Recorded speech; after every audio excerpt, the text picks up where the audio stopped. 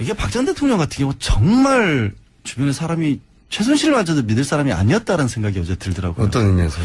이게 가장 쉽게 박 전 대통령 입장에서 유일하게 풀어나올 수 있는 건 결국에 최순실이 자기가 덮어쓰는 거거든요. 가져가는 거거든요. 최순실도 그럴 수는 없죠. 지금. 아니 왜 그렇게까지 40년을 옆에서 자기 스스로 특별한 인연이라고 했고 그렇다고 하더라도 대신 형을 살 수는 없죠. 아니 대신 살아나는 게 아니라 어차피 최순실은 벗어나기 어렵잖아요 지금 상황은. 그렇다 하더라도 형량을 조금이라도 줄이고 싶죠.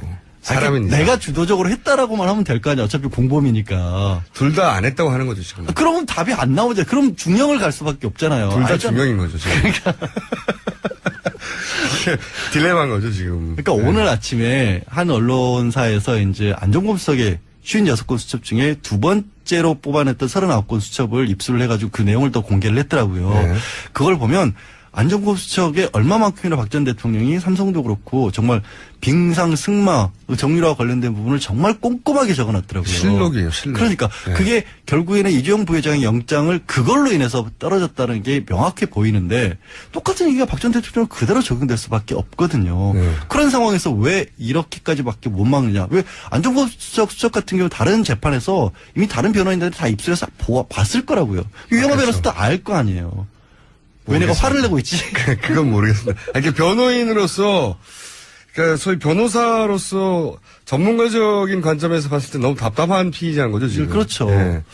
그래서 돌파구가 뭐 있을까? 지금까지는 제가 보기에는 없어요. 이렇게 해가지고 어떻게 합니까? 그냥 제가 보기에는 검찰이 너무너무 유리한 상황이에요. 검찰이 기소한다고 반드시 죄가 되는 건 아니란 말이죠. 그렇죠. 다퉈야 되는데 이렇게 전면 부인하면 사법부에서 검찰이 기소한 것에 대한 친밀성을 더욱 확고하게 만들어준단 말이죠. 이게. 다른 걸로 다투는 게 없으니까. 그러니까 네. 반대 증거가 나오는 것도 아니고 반대 법리가 나오는 것도 아니고. 주장밖에 없잖아요, 주장. 최순실이 나오는 게 그거죠. 서로 이제 공모를 했다라고 하는데 우리가 짰다는 증거를 대봐라. 이런 식으로 나오고 있거든요. 그래서 네. 재판에서 박근혜 전 대통령도 증인으로 불러달라. 이런 얘기를 하고 있는데 그 짰다라는 게 누가 서로 나와서 안 짰다고 말하는 걸. 그러니까. 그게 증거가 되나요? 그게 말이 안 되는 얘기인데 그런 거밖에 안 나오고 있다는 거예요. 너무 답답해요. 그러니까 상황 인식을 못 하고 있다는 거고. 네. 아니 근데 이렇게 말을 다 하는 분이 책을 왜 써요? 나 진짜. 하루 종일 온종일 여기저기 방송 나가서 하고 싶은 말 다 하고 하는 사람이 어떻게 책을 쓸 게 남았나요 아직도? 작가로서의 활동 영역은 그렇게 달라요. 말하고 싶은 게 많아요? 영역이 다르다고요. 이번 책은 어떤 영역입니까? 아니, 책 대상이. 아동 아니 제목 말고. 제목 말고 네. 동화책이에요. 동화책. 동화책? 동화 작가예요. 정신세계에는 맞겠군요. 본인의 정신세계에는. 아니, 동화책을. 순수하니까.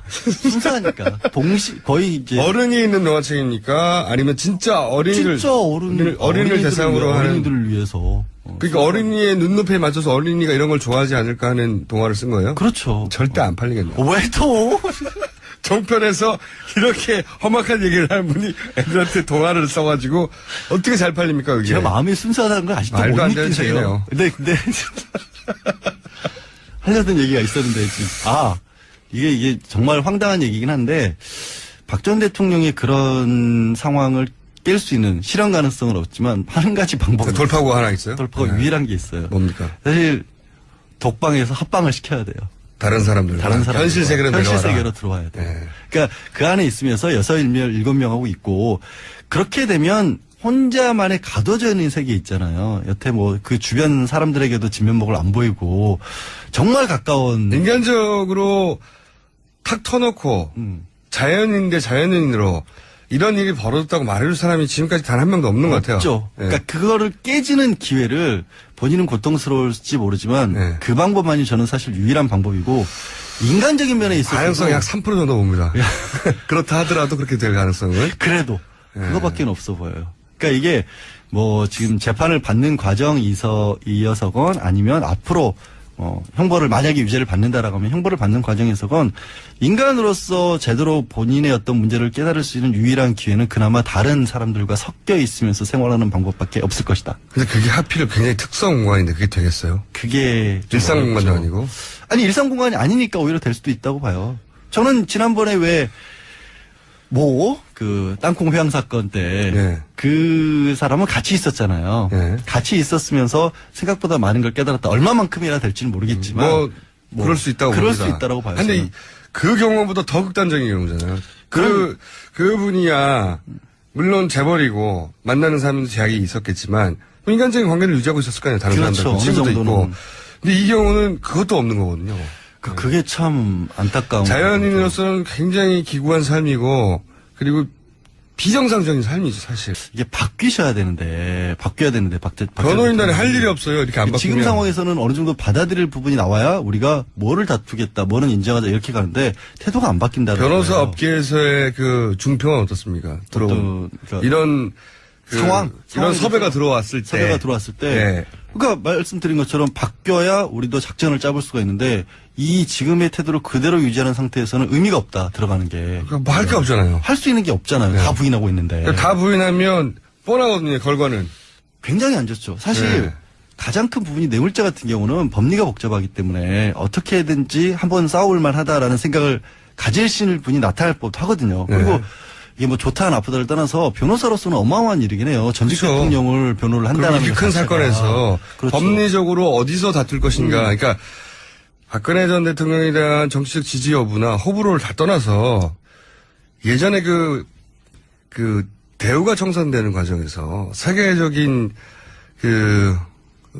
회계 회사들이 네. 그 경험을 쌓으려고 뭐 돈을 안 받고도 하겠다고 많이 덤볐었거든요. 그런 일을 그것처럼 해볼 수 있는 경우가 없으니까. 그렇죠. 그것처럼 이렇게 큰 사건에서 변호인 입장에서는 법리적으로 어떻게 방어할 것인가를 구상해 볼 수 있죠. 겪는 것 자체가 큰 경험인데 문제는 그 기회를 아예 안 주는 게 저는 이제 서영희 변호사가 직접적으로 맞는다기보다 일단 옳게고 네. 여성이고 하기 때문에 특별 접견을 하게 되면 하루 종일 만날 수가 있잖아요. 게다가 그래서 여러 이제 가지 얘기 들을 수 여성 있고. 변호인이고 가족이어서 하지 다른 사람한테는 못했던 얘기를 할 수 있잖아요. 그렇죠. 그런 것들을 네. 기대를 해서 서영희 변호사가 들어가면 이게 신호탄이 될 수 있다라고 생각을 했는데 접견도 못한 것 같아요. 만나지도 못한 것 같아서 지금 한 20분 내외 정도만 구치소 안에 들어갔다 나온 유영아 변호사 외에는 안 만난다잖아요. 유영아 변호사하고 윤전치 행정관 두 사람을 그분은 이렇게 변호사가 지금 아니니까. 변호사도 아닌데 하여튼 네. 오빠라지를 시키고 있다고 하니까 그 부분이 전략의 변화가 전혀 없다. 검찰로서 굉장히 답답한 상황일 것이다라고 보이고요.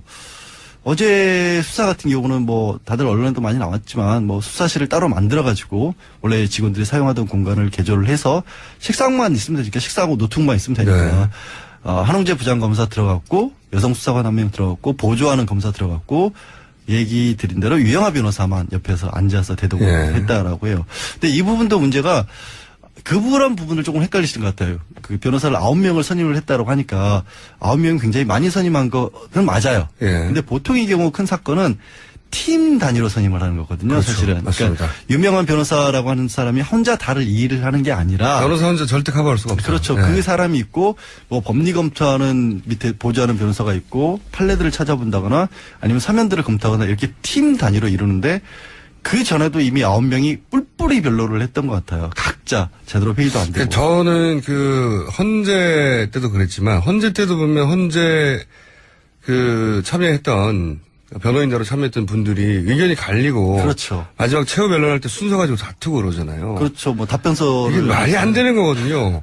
변호인단과 함께 일해본 적이 있는 피의자라면. 피의자라면. 예. 전문 피의자로서 제가 지난 몇 년간, 6년 가까이. 이게 얼마나 중요한 일인지. 그러니까요. 알수 6년, 있잖아요. 7년 가까이 피의자를 계속 이명박 대통령, 박근혜 대통령 하에서 해본 저로서는, 도저히 말이 안 되는 상황이다. 한 사람이 진두지휘를 하는 분이 딱 있고 그 밑에서 눈에 보이지 않지만 선임이 대선인구가 있고 움직이는 그런 경우죠. 선임이 있고 변호인단이 어떤 사안을 놓고, 왜냐면 변호인들마다 이런 각도에서 이걸 변호해야 된다. 다 의견이 다르니까요. 그렇죠. 그래서 일종의 집단지성을 이루어야 하는 게 큰 사건에서의 기본인데 그 기본이 안 돼 있다. 그러면서 역할을 분담하죠. 자, 좋다 그러면 선임이 당신은 이쪽 맞고, 너는 이쪽 맞고, 그러면서 쭉 갈라서, 그럼 일사불란해야 되고, 의견이 통일되고, 한 방향으로 변호하지 않으면 안 되거든요. 당연하죠. 너무 당연한 건데, 너무너무 그 당연한 건데. 부분이 이루어지지 않고 있다. 그래서 결국에는 부인하는 쪽만 나오고 있기 때문에 이제는 사실 검찰이 역할이 좀 바뀐 것 같아요. 바뀌어야 할 것 같아요. 뭐냐면 그때도 말씀드렸지만 변호사 가장 큰 업무가 당신이 지금 겪고 있는 사건이 이렇게 쉬운 게 아니다. 내지는 이 부분이 실제로 법적으로 문제가 된다. 이런 것들을 변호사가 먼저 납득을 시키고 아니, 변호사가 납득을 못 시키고 있으니까, 검찰이 납득시켜야 돼요. 그러니까 검찰이 납득을 시켜야 돼요. 검찰이 원래 그래서- 변호인단이 하는 네, 일인데. 원래 변호인단이 해야 되는데 검찰이 납득을 시키고 공감을 하고 소통을 검찰이 박 전 대통령하고 해서 상황을 빨리 정리를 하지 않으면 이 부분이 굉장히 어려워질 수도 있어요. 이게 박 전 대통령 같은 경우 정말 주변에 사람이 최순실마저도 믿을 사람이 아니었다는 생각이 어제 들더라고요. 어떤 의미에서요? 이게 가장 쉽게 박 전 대통령 입장에서 유일하게 풀어나갈 수 있는 건 결국에 최순실이 자기가 덮어쓰는 거거든요. 가져가는 거거든요. 최순실도 그렇게 형량을 조금이라도 줄이고 싶죠. 사람이니까. 내가 주도적으로 했다라고만 하면 될 거 아니야. 어차피 공범이니까. 둘 다 안 했다고 하는 거죠, 지금. 그러면 답이 안 나오죠. 그럼 중형을 갈 수밖에 없잖아요. 둘 다 알잖아. 중형인 거죠, 지금. 이게 딜레마인 거죠, 지금. 그러니까 네. 오늘 아침에 한 언론사에서 이제 안종범 수석의 56건 수첩 중에 두 번째로 뽑아냈던 39건 수첩을 입수를 해가지고 그 내용을 또 공개를 했더라고요. 네. 그걸 보면 안종범 수첩에 얼마만큼이나 박 전 대통령이 삼성도 그렇고 정말 빙상 승마 정유라와 관련된 부분을 정말 꼼꼼하게 적어놨다.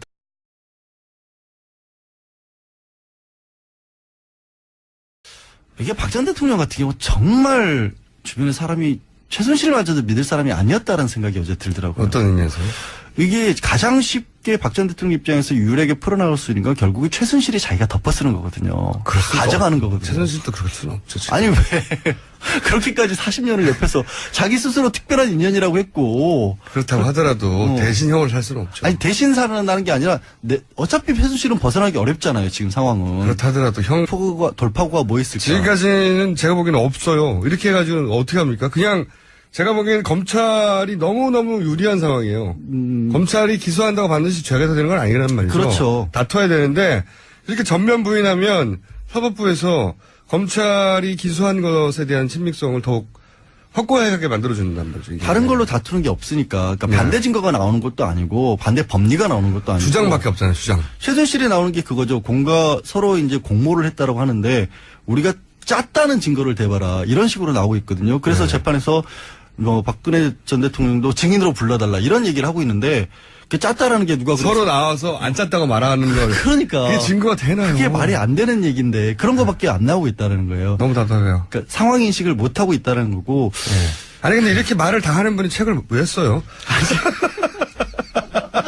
나 진짜 하루 종일 온종일 여기저기 방송 나가서 하고 싶은 말 다 하고 하는 사람이 어떻게 책을 쓸 게 남았나요 아직도? 작가로서의 활동 영역은 그렇게 달라요. 말하고 싶은 게 많아요? 영역이 더라고요. 실록이에요, 실록. 그러니까 네. 그게 결국에는 이재용 부회장의 영장을 그걸로 인해서 떨어졌다는 게 명확해 보이는데 똑같은 얘기가 박 전 대통령 그대로 적용될 수밖에 없거든요. 네. 그런 상황에서 왜 이렇게까지밖에 못 막느냐? 왜 안종범 수석 같은 경우 다른 재판에서 이미 다른 변호인들이 다 입술에서 봤을 거라고요. 유영하 그렇죠. 변호사도 알 거 아니에요. 왜 내가 모르겠습니다. 화를 내고 있지? 그건 모르겠습니다. 이렇게 변호인으로서, 그러니까 소위 변호사로서 전문가적인 관점에서 봤을 때 너무 답답한 피의자인 거죠, 지금. 그렇죠. 예. 그래서